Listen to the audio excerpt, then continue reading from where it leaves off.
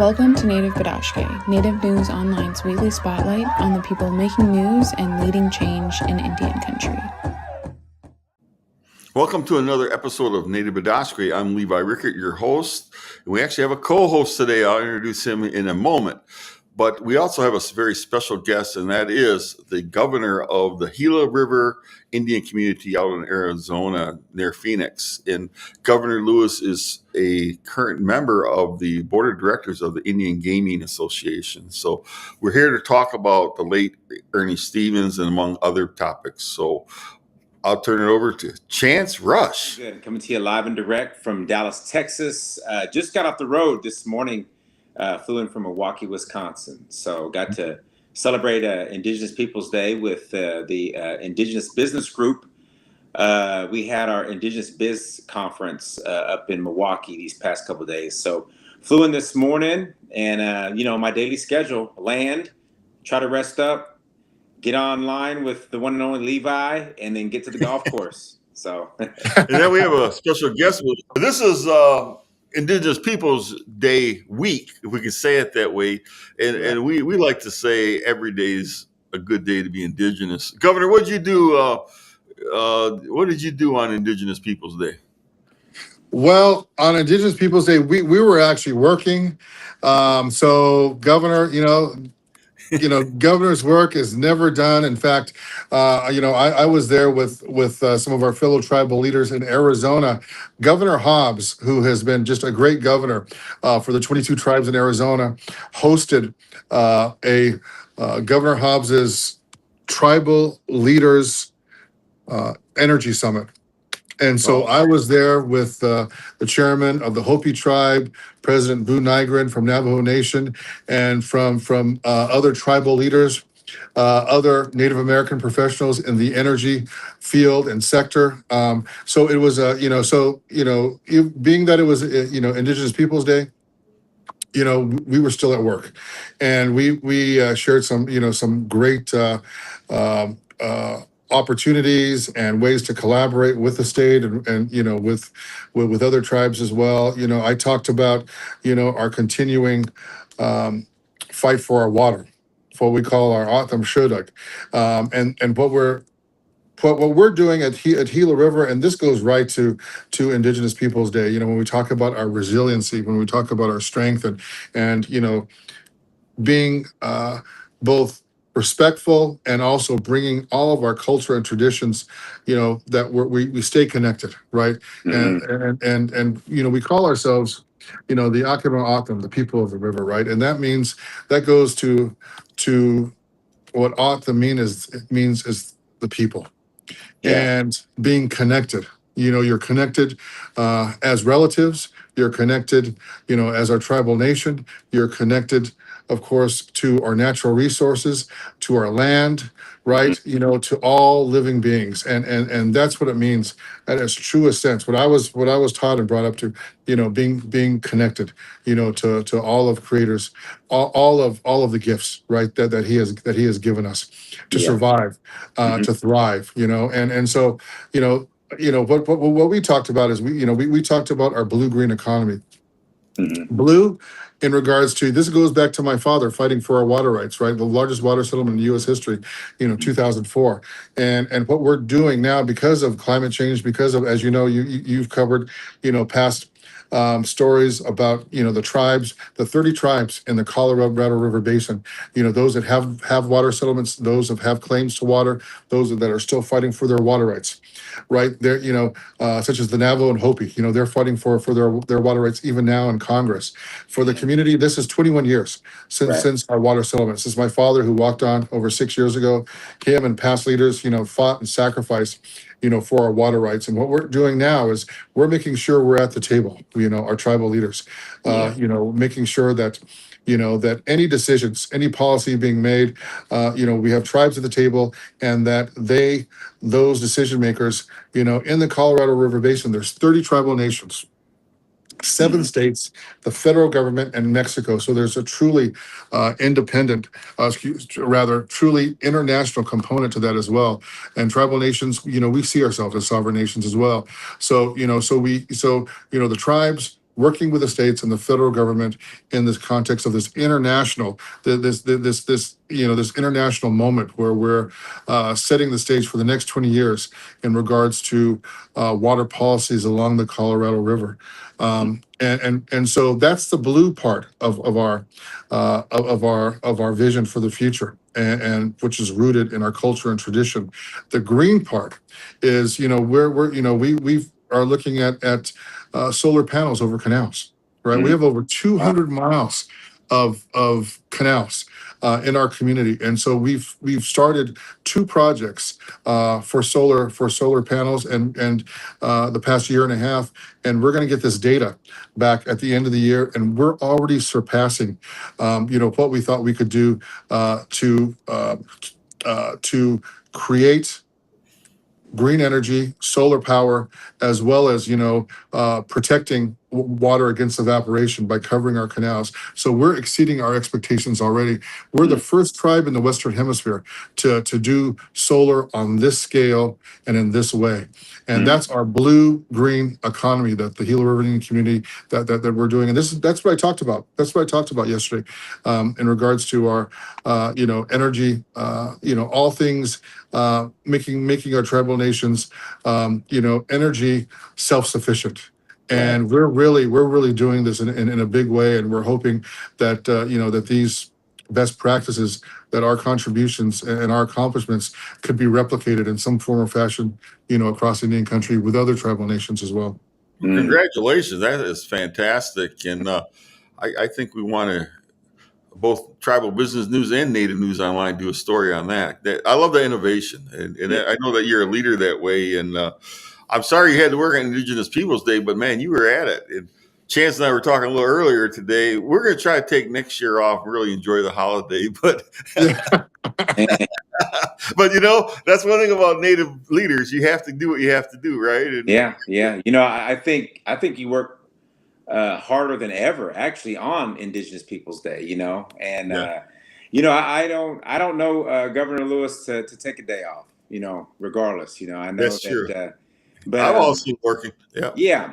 Well, man, I actually just kind of wanted to jump in about Indigenous Peoples Day, but I do want to ask this since we're on this, and when you talked about the blue and the green, it does kind of bring up like what's going on in Arizona, and how it's affecting the state of Arizona, what's going on with the Speaker of the House, and not swearing in our Congresswoman. I want to say that Gruharva, is that what I'm saying? Adelita Grijalva. So how is that affecting tribe? Because listen, Arizona is native. I mean, Arizona is indigenous, right? There's so many of our people that live out there, but how is that affecting Arizona? How is that affecting tribes, and how is that affecting Gila River? That she, about the void of she needs to be sworn in. How is that affecting those three in Arizona? Yeah, no, and you're rightfully said, right?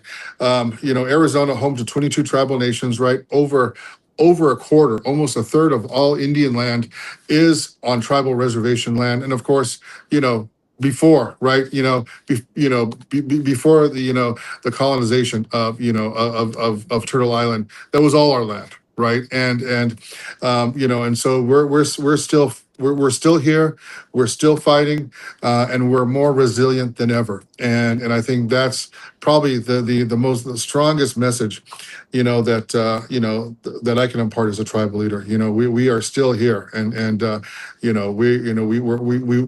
we won't get erased, right? We'll always be representing.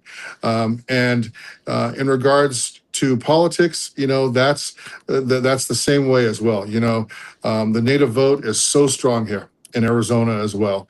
And we have to look at especially the midterm and these next elections, because the Arizona Native vote is so consequential. Now, with Adelita Grijalva, who is, who was elected overwhelmingly with about over 40% of the vote, she's going to succeed her father, right? The icon, Raul Grijalva. And I think about Ruben Gallego as well. Ruben, who's now our senator, right? And he actually represented our community both when he was in the state legislature, and also now, of course, as he was a representative, and now he's a senator, and he was also, and he says this, he was mentored. Now Senator Ruben Gallego, he was mentored by Raul Grijalva as well.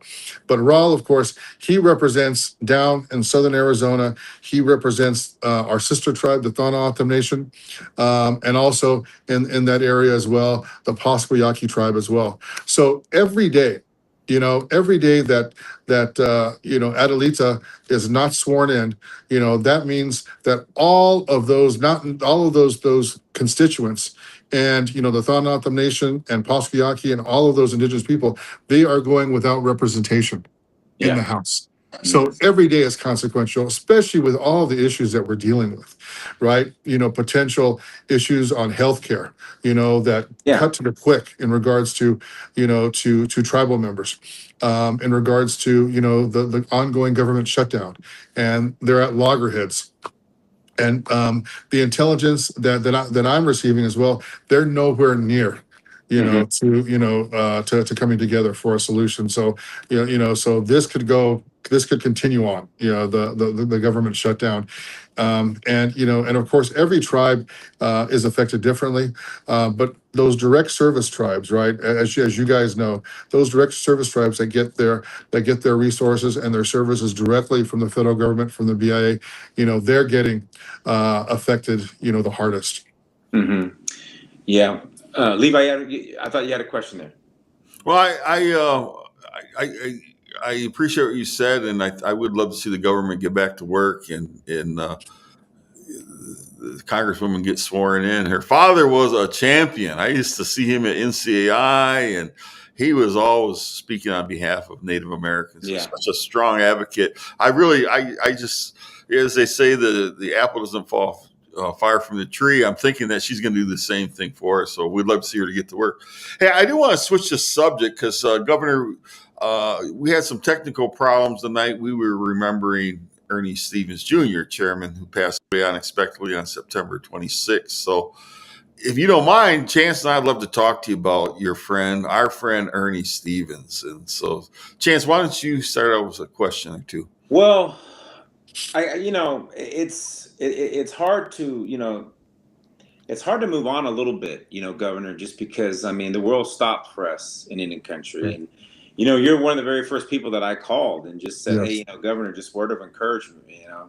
I'm proud of you, what you're doing, and just take care of yourself and don't stress out too much, and all that good stuff, because you are a gentleman that is just nonstop. Every time I see you, you're right. Well, I got you want to go eat. Well, I gotta get on a plane to DC tonight. Yeah. But as You want to go golf? You want to go golf? yeah, Sorry, yeah. yeah. But next time you're through, though, right? Whirlwind, I got you. I got you, Chance. I know you do, Governor. I appreciate that too. I guess it wasn't a conference. It wasn't a networking event, but obviously we were all gathered together in Green Bay. I know that's something that Chairman Stevens would want, is all of us to be together as brothers and sisters and just hug each other, not necessarily network. What was that like for you? That experience of being at his services and being able to share a few words, and just seeing all of our tribal leaders and businesses, and everybody just came together, and we tried very hard to focus on his journey, but it was good to see people embrace each other and hug each other and cry together and share memories of Chairman. What did you think about seeing that those 2 days, and also being able to share a few words on behalf of the family? Yeah, and I think when we first found out, it was shocking, and my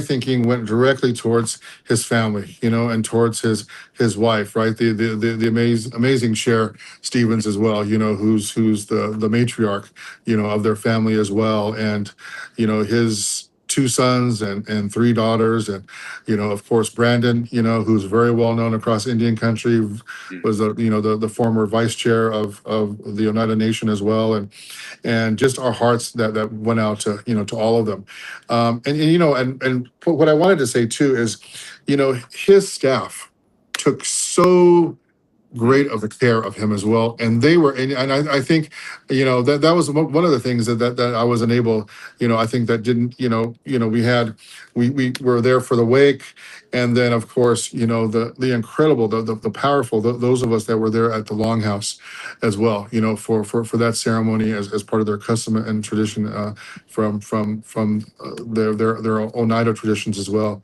was powerful.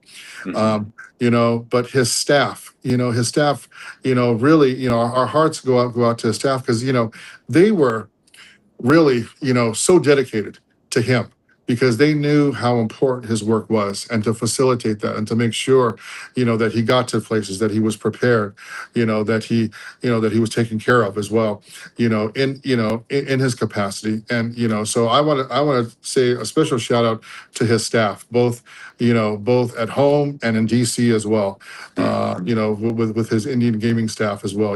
I know that they were, and they were still working, even though they were mourning. They were making sure, that all of his services, were adequately taken care of as well. But being there, seeing all of you guys, his friends, across Indian country, beyond Indian country as well. It was such an amazing, assortment and collection of people that came, to honor him, to mourn with the family, to mourn with the Oneida tribe of Wisconsin. I was just proud to be there, but it was healing. All of us coming together, Yeah. you know, and I had, when I talk about our story, both myself and Ernie's, it started even before us. His father, Ernie Stevens Jr., he when I talk about my father, Rod Lewis, who was the first attorney for a tribe, fought for our water rights. He got his first job back in the early 70s, in Washington, D.C., in the federal government, and the BIA, from Ernie Stevens Sr.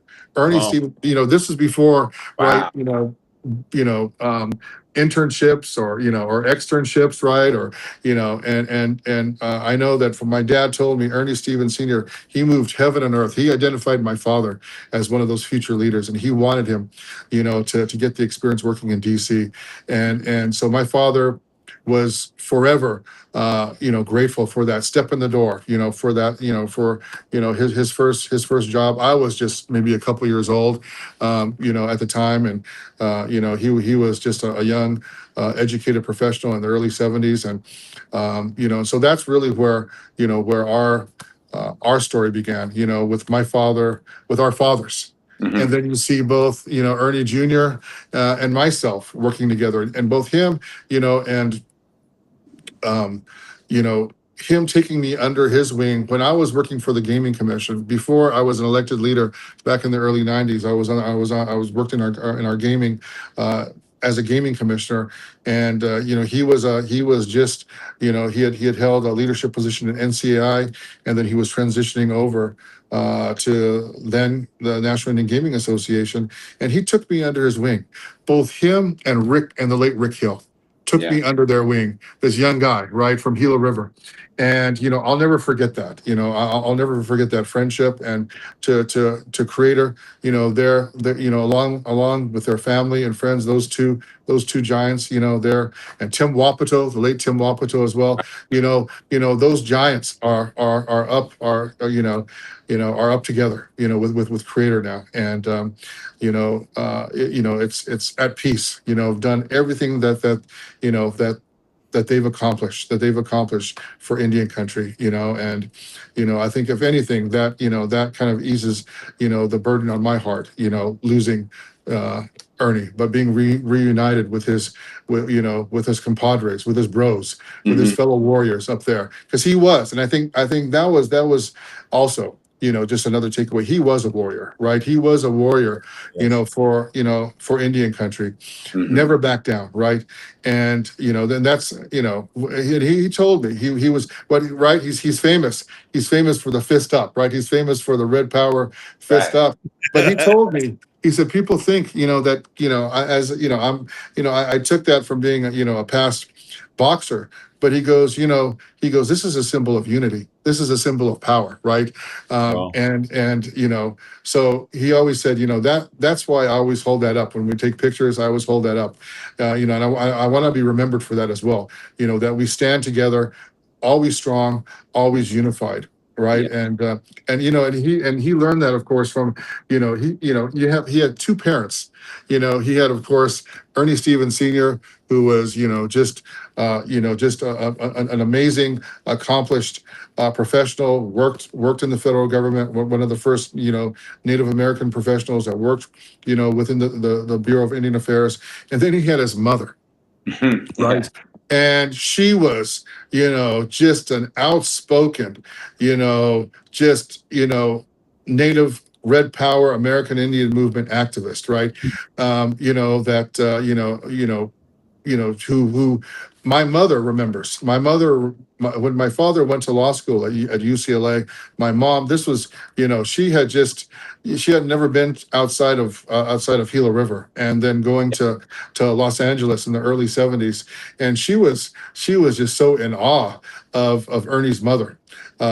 And just kind of intimidated, but she said she had never seen a woman that literally, she would walk into a room and everyone would notice. That's how much strength she had that she Wow. carried with her into these. Yeah. And so and I truly believe that, right? And I think we talked about that too. We had so many discussions about Ernie was a true such a powerful mixture of both his father, Mhm. right, being accomplished professional, being articulate, right, being comfortable in these spaces, right, in Washington D.C., and being a diplomat, but also standing firm with his mother's passion, right, as an activist, as someone that has that dedication, for sovereignty and for tribal self-determination as well. He was just the perfect synthesis, right? The perfect mixture that made him who he was, Mhm. you know, and as the warrior, that we knew and that we loved and that we're gonna miss. Yeah. I was thinking about that in terms of they're really 180-degree polar opposites, right? BIA, AIM. and, and, Yeah. and the idea that Ernie became the man he was, I think really speaks to the greatness. He was be able to take both aspects of that and merge it into who he became as a great native leader in modern times for us. And so I want to explore that further at some point, because I just in my writings, because I just think that is tremendous. And I was there up there too on Oneida, and the funeral director told me the first night over 1,600 people signed the book. They ran out of books. And so he estimated the 2 days, good 2,000 people came to Green Bay, Wisconsin, Oneida Nation to show their respects. I think that in itself is a big testament to who Ernie Stevens was. Yeah. And Governor, I was there and I watched you with the bird singers and different drums. I think there are 3 different, but you were there. And my observation was, I want to say there were a good 500 people just at the cemetery, and I was kind of gives me chills talking about it. The great love that we just all felt there. And I was standing under a tree with some of my friends, and Sarah Eagleheart, and former President Ogalla, Kevin Killer was there, and it was just the idea that we were all together, just Yeah. united, paying those respects. Mhm. Governor, what do you think his greatest legacy is going to be, though, as we move forward when we remember Ernie Stevens? What's his greatest legacy? Well, I'm thinking about that when we got to to the cemetery, right, and to their burial grounds, and we were all there waiting, and you had David Bean, right, him and his group, from Puyallup, singing, a ceremonial song as they brought, Ernie's body in, and that was powerful, Very and powerful.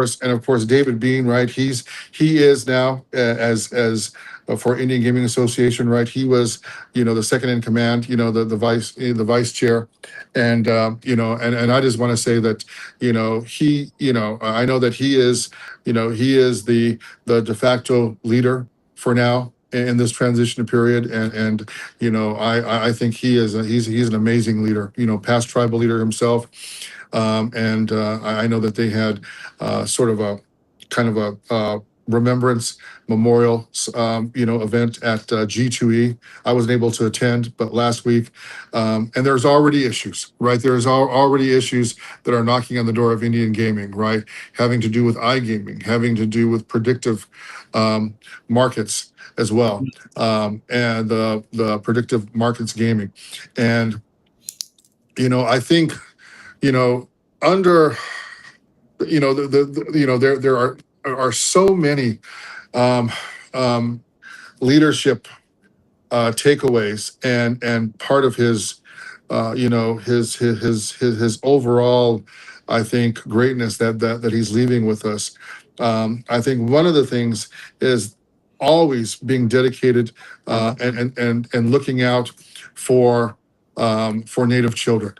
He always had an interest and had a concern for Native children. Whether he was, helped to start, the, and I think of Gina Marie Scarpa, and Ralph, her husband, Marchetta, to help start and to support the National Indian Basketball Invitational, NABI, right? Mhm. And they were there, and you think about, um, Sam McCracken, who had just retired, and he was there as well. Mhm. And to think about N7, and he was at the beginning of those two, incredible movements that benefited Native youth as well. Native youth. He also created a forum as well for Native Indigenous women leaders, right, within gaming.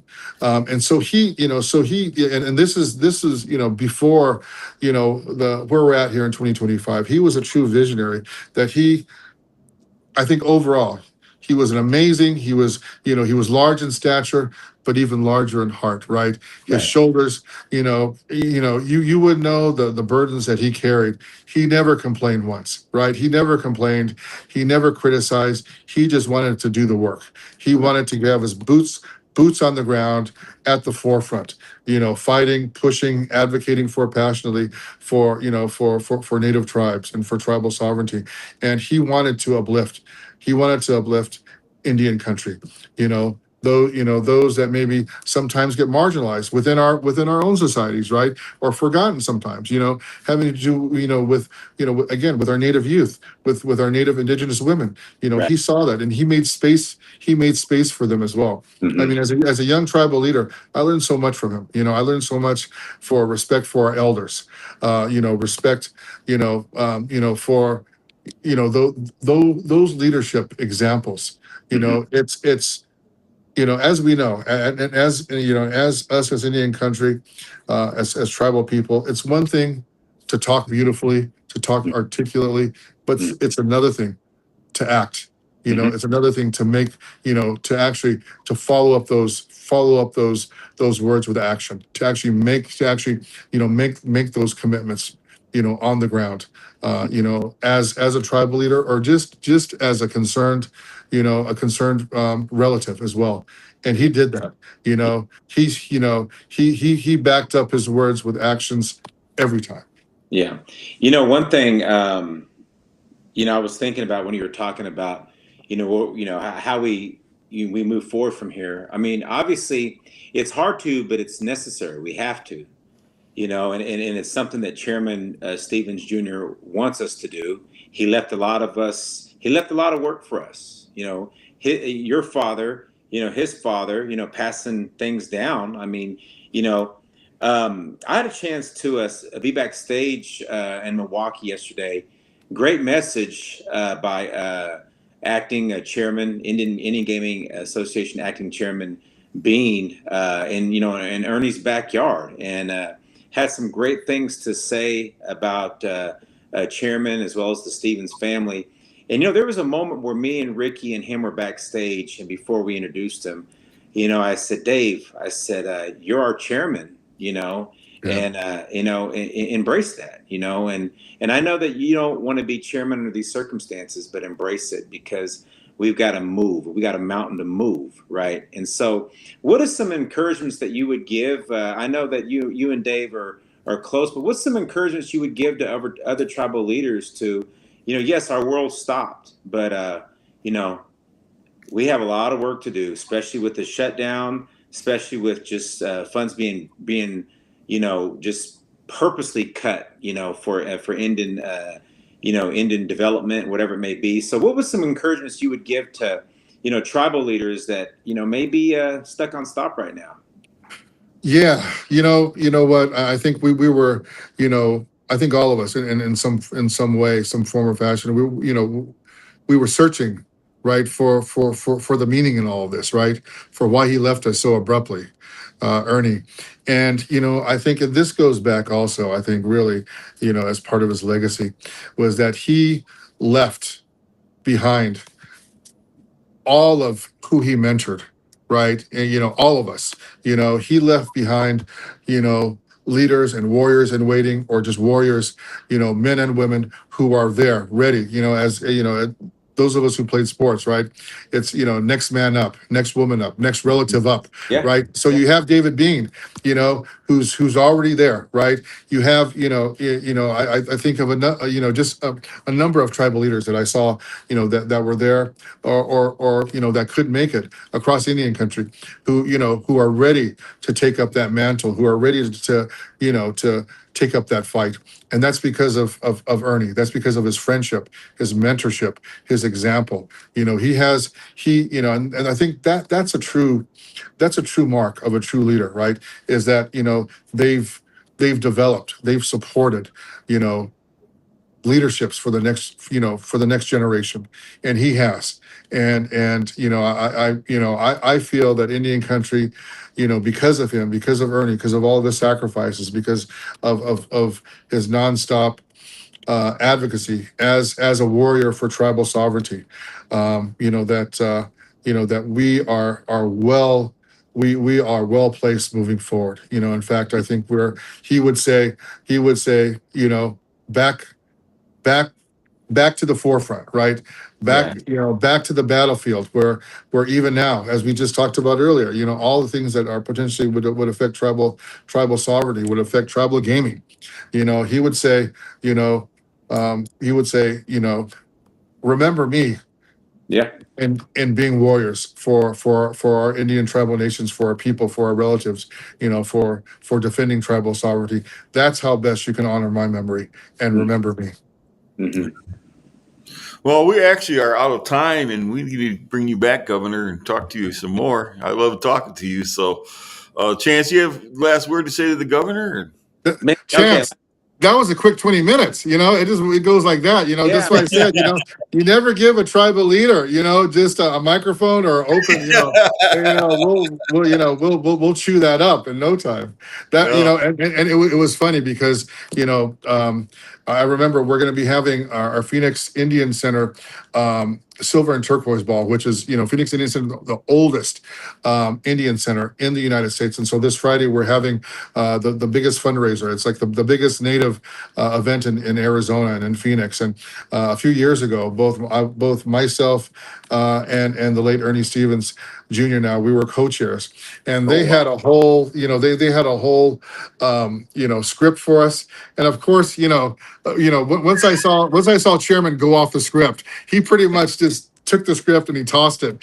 I was with him, and we just, we played off each other, and we did well. Of course, Rodney Grant was there as well. Of course, he was there, at the funeral, but he was there too. And those, one thing about if you know Ernie Stevens, he was serious when he had to be, passionate when he had to be, but he was just, I mean, he had a sense of humor that could cut you down in a moment, and he was very fast on his feet, and he would, just that camaraderie and his humor, his Indian humor, it was just, Oh, it was great. It was that's great. one thing I'm going to miss too. That's one thing I'm going to miss from Chairman. It was just great. Both him and Rodney Grant going back and forth, or even or Chance and on the golf course as well, right? Yeah. I mean, he was a preeminent, probably one of our best trash talkers, in regards to golfing. When you got him on 18 holes, boy,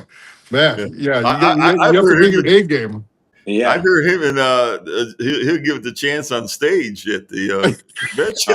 I loved it. I loved it. Yeah, it was But great. hey, I described him last week to a friend of mine. I said Ernie knew when to put the suit on, and he also knew when to take that off, put the ribbons shirt on, and that's an attribute of a great Indian leader, of knowing what to wear when, because different crowds, you got to be different. You have to present yourself just a little differently. But Ernie had that down pat. So yeah, Chimigwich, Chairman, and Chance, you have the last word today. Hey, my last word is Sweet 16. Who you pulling for, Arizona State or Harvard? If they meet up. Oh, both of them. Oh man, you got me in a quandary there. I'll throw up, I'll throw up the Harvard sign, but also ASU. I mean, man, that it's Yeah. Well, how can you choose between your children, right? You can't Right. choose. You can't choose between Right. your children there. So yeah. Well, I just had to put you on blast because I'm gonna start picking on you now. Now that it's time to pick All on right, guys. someone Thank new. you very much, Chimigwich. And Thank to you, our Chairman. viewers, Thank For you, Ernie. Chairman. Yeah, for Ernie. Ernie. That's to our viewers, Chimigwich, for tuning in to another episode of Native Bidaské. We'll be back next week with another couple guests that should be very exciting. So, Chimigwich, see you. Thank you for joining us. If you value our warrior journalism for Indian country, please consider supporting our work by scanning the QR code or visiting the link below. Please subscribe to our YouTube channel, follow us on social media, and sign up for our free daily newsletter. Chimigwich.